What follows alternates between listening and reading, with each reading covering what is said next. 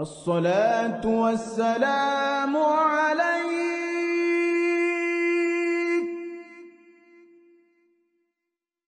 يا إمام المجاهدين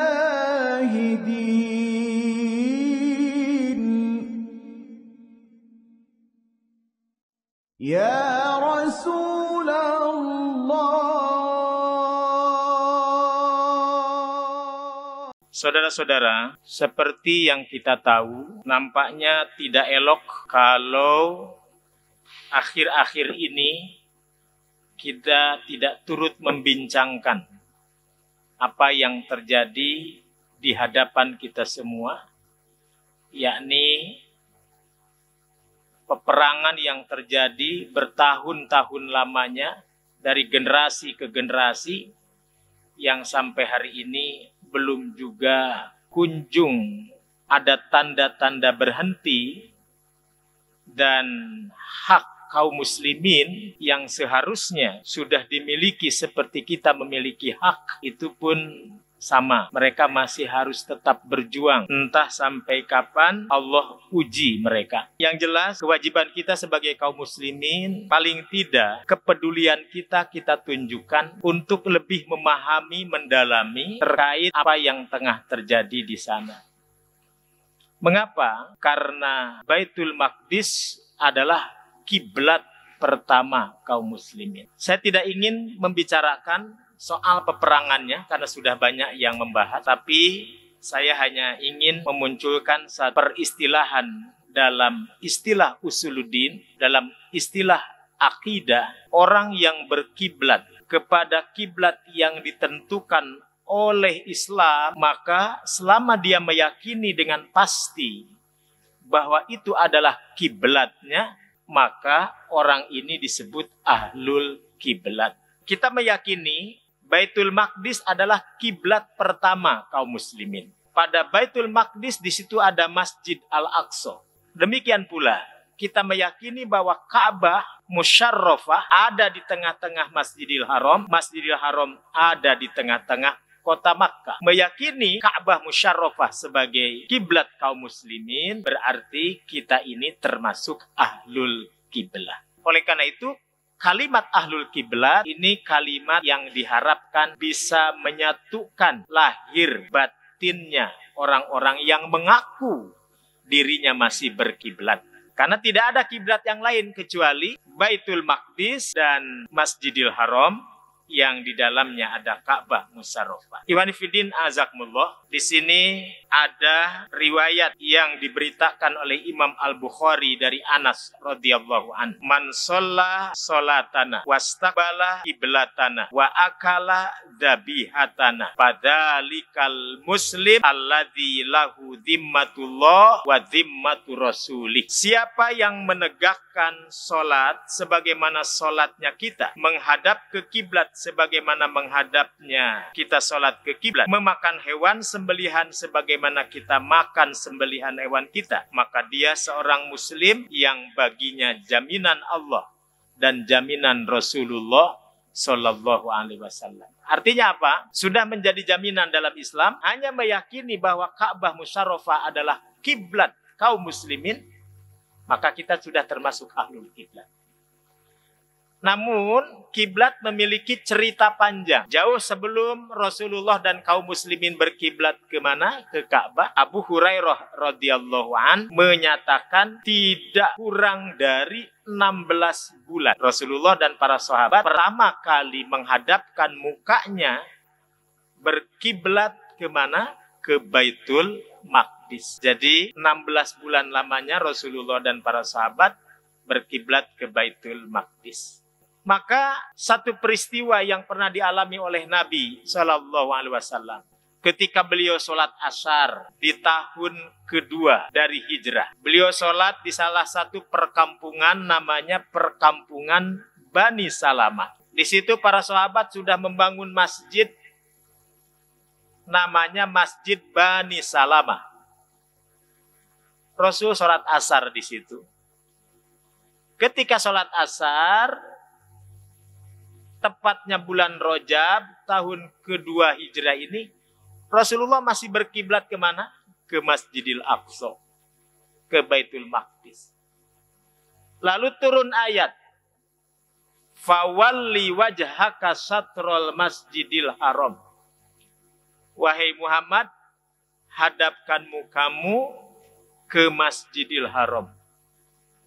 Jadi di waktu itu pula Rasulullah berbalik kiblat. Tepat waktu sholat asar. Maka Rasulullah pun yang tadinya menghadap ke Baitul Maqdis langsung berbalik arah menuju ke Masjidil Haram dengan turunnya ayat fawalli wajhaka syatrul Masjidil Haram. Masjid Bani Salamah, masjid yang waktu itu dikenal, di mana di halaman masjid ada sebuah sumur, ya. Sumur yang sangat subur airnya, di mana orang-orang banyak memanfaatkan air sumur tersebut. Sementara Rasulullah Shallallahu Alaihi Wasallam menginginkan agar sumur itu menjadi milik kaum muslimin dan bisa dimanfaatkan oleh umat yang lebih banyak. Maka Rasulullah menganjurkan agar Utsman bin Affan radhiyallahu an membebaskan tanah yang ada di Bani Salamah itu, termasuk sumur milik penduduk itu, untuk dibeli oleh Utsman bin Affan, dan Utsman bin Affan pun membelinya lalu mewakafkannya kepada Rasulullah Shallallahu Alaihi Wasallam. Maka Masjid Banu Salamah ini dikenal sampai hari ini masjid di mana terjadinya peristiwa dua kiblat. Itulah Masjid Kiblatain, ya. Masjid Kiblatain. Tentu saja bapak-bapak, ibu-ibu yang pernah haji, pernah umroh, pasti dikenalkan dengan Masjid Kiblatain. Nah, saudara-saudara, tahun 2003, ya, waktu itu saya mendapatkan kesempatan menunaikan ibadah haji. Lalu karena ibadah haji ini undangan, waktu itu dari kerajaan, dan tidak kurang 1.000 peserta dari seluruh dunia yang diundang, maka ada banyak waktu untuk berdiskusi dengan para ulama di sana. Terjadilah diskusi. Satu pertanyaan adalah, selama ini kaum muslimin sudah mengenal Makkah, sudah mengenal Madinah. Karena memang ibadah haji full dilakukan di Makkah. Lalu ditambah ziarah ke Madinah. Sementara hadis Rasulullah Shallallahu Alaihi Wasallam menuturkan, la tasyuddur rihal illa bisalasati masajidah. Seseorang tidak diperkenankan punya keinginan yang lebih antusias, melainkan bepergian ke 3 masjid. Kata Nabi, masjidi hada, masjidku ini, Masjid Nabawi. Yang apabila kita sholat di dalamnya, sama seperti 1000 kali sholat di tempat yang lain. Yang kedua, Masjidil Haram, kata Rasulullah. Yang apabila sholat di dalamnya, sama dengan 100 kali sholat di Masjid Nabawi. Berarti 100.000 kali, kan begitu. Dan yang ketiga, Al-Masjidul Aqsa, Masjid Al-Aqsa, yang apabila kita sholat di dalamnya, sama seperti sholat 500 kali di tempat yang lain. Nah, berarti sholat di Masjidil Haram kelipatannya 100.000 kali di tempat sholat yang lain. Di Masjid Nabawi 1000 kali kelipatannya sholat di tempat yang lain. Dan Masjidil Aqsa 500 kali kelipatannya di dibanding dengan sholat di tempat yang lain. Artinya apa? Di situ ada keutamaan yang sangat luar biasa. Pertanyaan saya kepada masyayikh, kalau selama ini paket kita hanya Mekah Madinah, kapan dunia Islam menikmati paket itu secara bersamaan? Di mana kaum muslimin bukan hanya bisa menunaikan ibadah haji dan umroh dan mengenal dua kota suci, tetapi termasuk Masjidil Aqsa. Artinya apa? Walaupun selama ini juga sudah mulai banyak yang ziarah ke sana, tapi bagaimana kalau itu sudah menjadi satu paket, ya?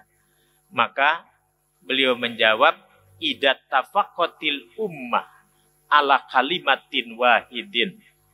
Idat tafaqatil ummah ala kalimatin wahidin. Bila umat sudah sepakat dengan satu kata, yakni Tahrirul Aqsa, Masjid Al-Aqsa-nya benar-benar harus terbebas dari cengkraman Zionis Israel. Nah, ini. Dan sampai sekarang tentu saja ini masih menjadi problem yang sangat berat, ya. Dan nampaknya negara-negara muslim, terutama negara-negara Arab, belum bisa memecahkan secara maksimal. Kenapa? Nah, ini pertanyaan besar. Kenapa? Uang banyak, ya. Kesempatan ada, kenapa? Nah, ini menyangkut persoalan yang tidak kecil. Menyangkut persoalan yang tidak remeh. Ada banyak perjalanan yang memang saling kait-mengkait, ya. Kenapa? Karena membicarakan dunia internasional tidak bisa lepas dari perserikatan bangsa-bangsa. Membicarakan perserikatan bangsa-bangsa tidak bisa lepas dari pembicaraan bagaimana lobi-lobi Yahudi internasional itu terjadi dan dilakukan dengan berbagai rekayasa yang ada. Nah, demikian pula kalau kita kaitkan dengan masa kekuasaan Ottoman. Pada masa kehilafahan Ottoman, yakni kehilafahan Utsmaniyah, terutama pada masa Sultan Abdul Hamid. Sultan Abdul Hamid, salah seorang sultan yang memang sangat luar biasa, berwibawa, gagah, dan punya izzah. Awal pertama Theodor Herzl mendirikan Zionis dan ingin memanggil semua orang-orang Yahudi di seluruh benua.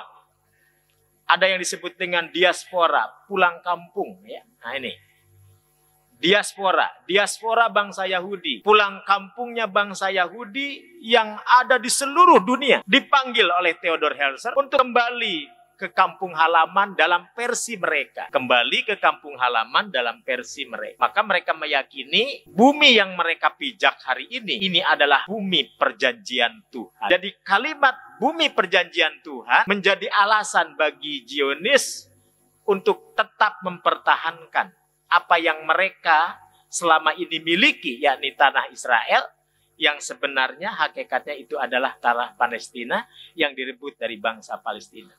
Pada masa kekhalifahan Utsmaniyah maksud saya, terutama Sultan Abdul Hamid II, Theodor Herzl dengan sengaja datang kepada Sultan agar Amirul Mukminin memberikan barang sejengkal tanah Palestina.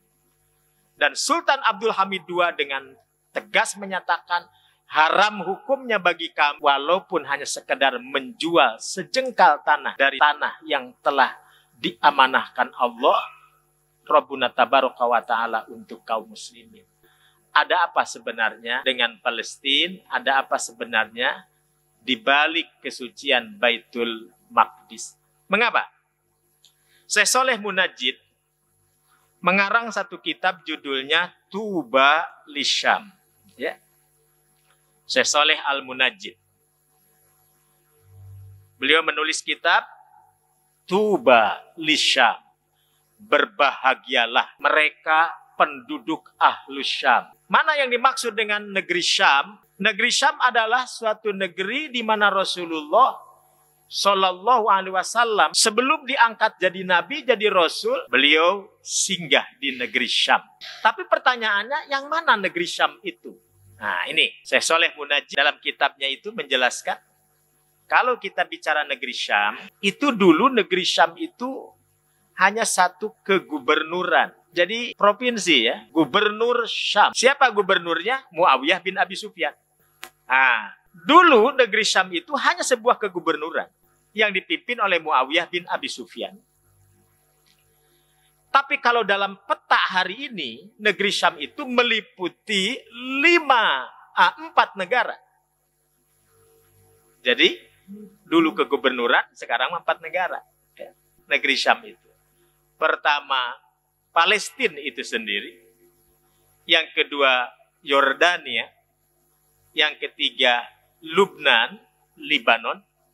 Yang keempat, Syria. Adapun Israel, hakikatnya bagian dari Palestina. Jadi 4 negara, bayangkan. 4 negara di saat itu, hanya satu wilayah kegubernuran dipimpin Muawiyah bin Abi Sufyan. Hindari untuk memiliki pikiran bahwa perang ini semata-mata perang teritorial. Tapi perang ini semata-mata membebaskan, mengambil hak yang menjadi hak kaum muslimin dari masa ke masa, dari zaman ke zaman. Oleh karena itu, tentu saja kita harus memahaminya secara detail terkait dengan sejarah. Oleh karena itu, saudara-saudara, Al-Quranul Karim sudah menjelaskan, kalau kita tarik ke awal, kapan Allah menyebut mereka Israel, dan kapan Allah menyebut mereka Yahudi, dan kapan Nabi menyebut mereka Ibrani, dan kapan kita mengatakan mereka Zionis. Bani Israel, Yahudi, Ibrani, Zionis. Itu beda, harus dibedakan.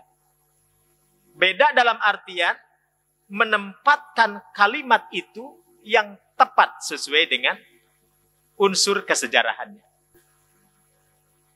Fadilatul Syekh Profesor Dr. Tantowi Jauhari,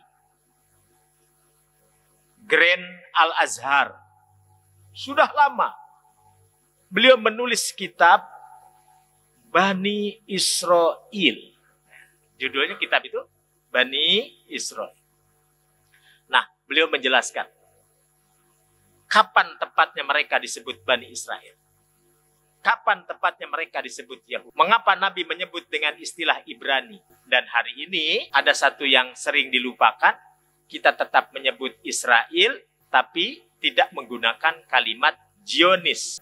Zionis Israel atau Zionis Yahudi.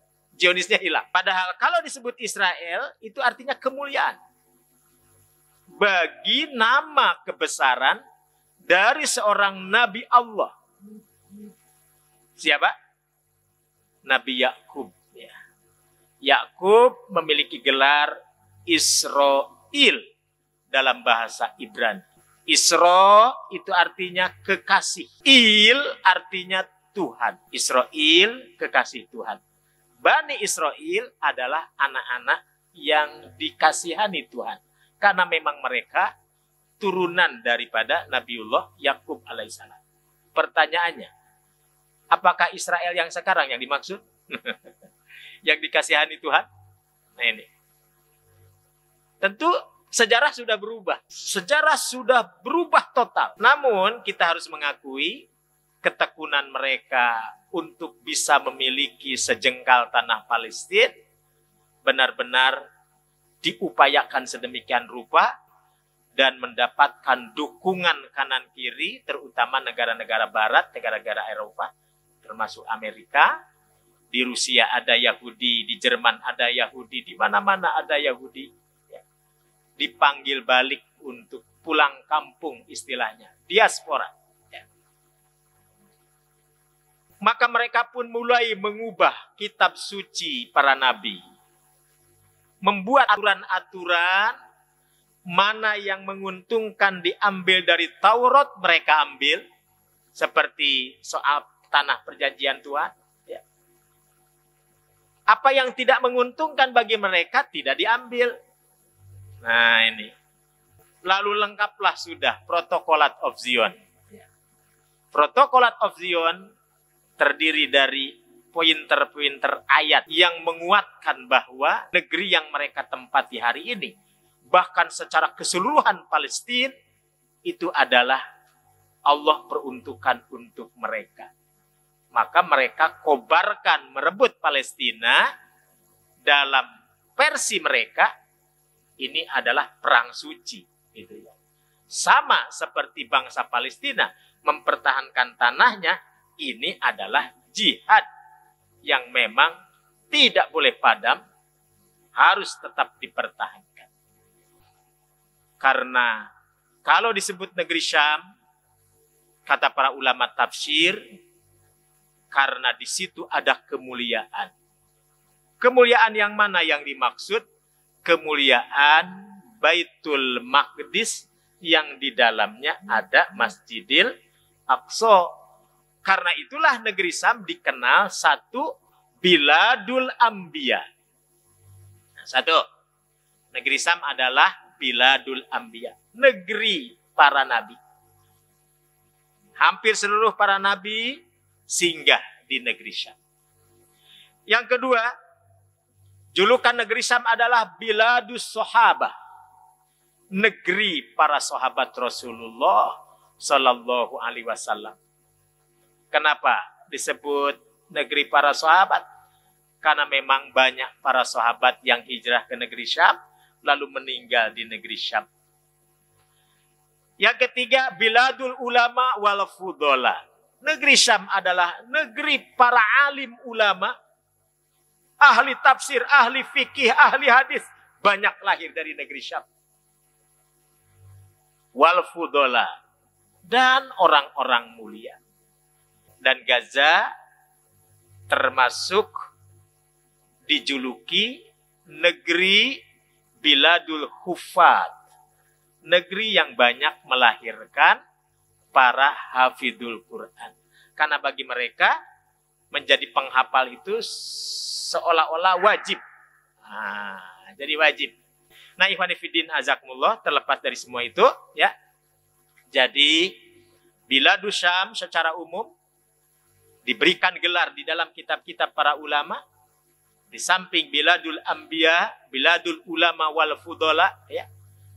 Negeri Syam pun disebut-sebut negeri pertahanan kaum muslimin.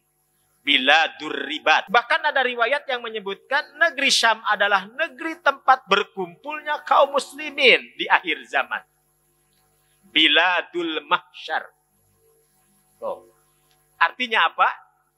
Banyak sekali hadis-hadis yang sahih yang menunjukkan betapa negeri Syam itu penuh dengan kemuliaan.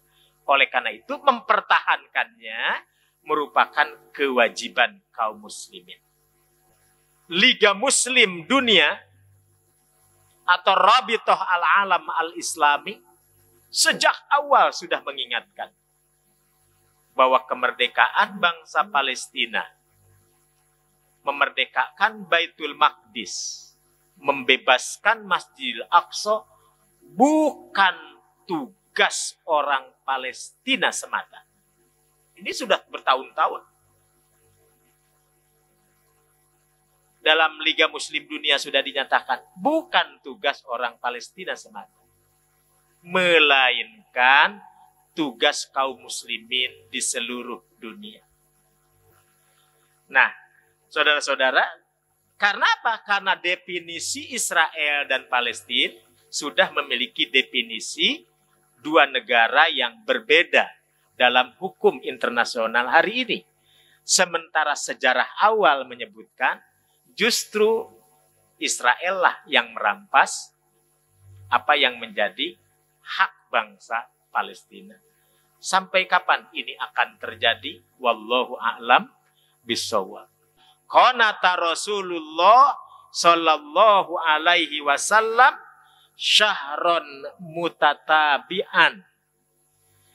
Nabi melakukan kunut 1 bulan lamanya berturut-turut tanpa henti.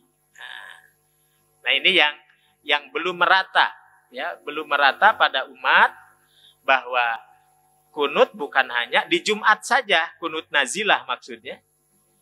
Kan seruannya kunut nazilah. Jadi kunut nazilah itu bukan hanya di Jumat saja, bukan hanya temporer saja, tapi setiap sholat fardu. Setiap sholat fardu 1 bulan berturut-turut. Mengacu kepada sunnah Nabi, kunut nazilah dilakukan 1 bulan berturut-turut. Itu hadisnya sahih. Ya. Syahron mutatabi'an. Minimal doanya adalah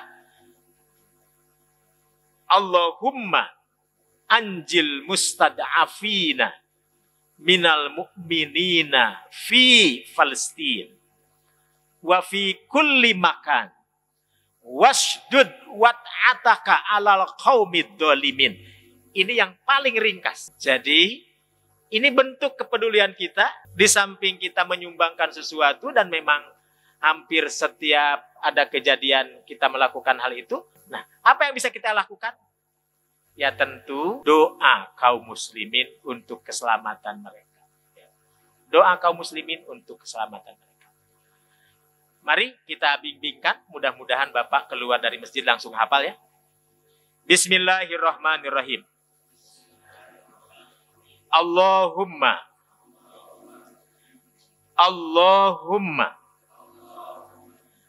anjil mustada'afina minal mu'minin